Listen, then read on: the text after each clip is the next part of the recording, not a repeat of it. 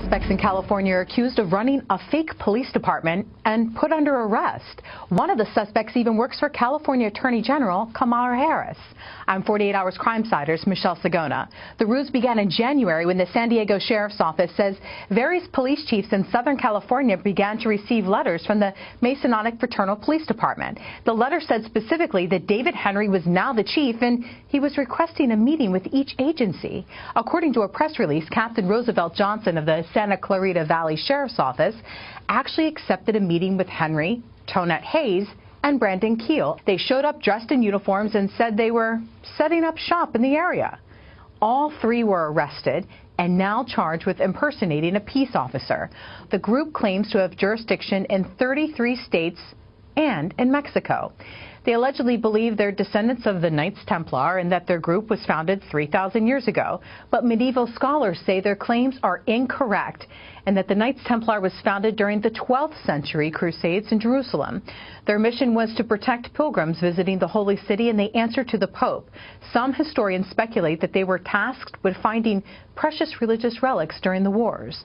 The legend of the Knights has been featured in popular Hollywood films like The Da Vinci Code. The Knights Templar. But the Templars were created to protect the Holy Land. That was a cover. And National Treasure. As for the suspects, police say after serving a search warrant, they uncovered an array of badges, weapons, uniforms, and even police-type cars and equipment at two different residences. A next-door neighbor who referred to David Henry and Tonette Hayes as a couple spoke out to KCBS. I always see them with their uniform, so I thought they were part of any chief department. I didn't know it was something fake. On the website, the group describes how they are different from police departments. The site says, quote, "We are born into this organization. Our bloodlines go deeper than an application. This is more than a job, it's an obligation."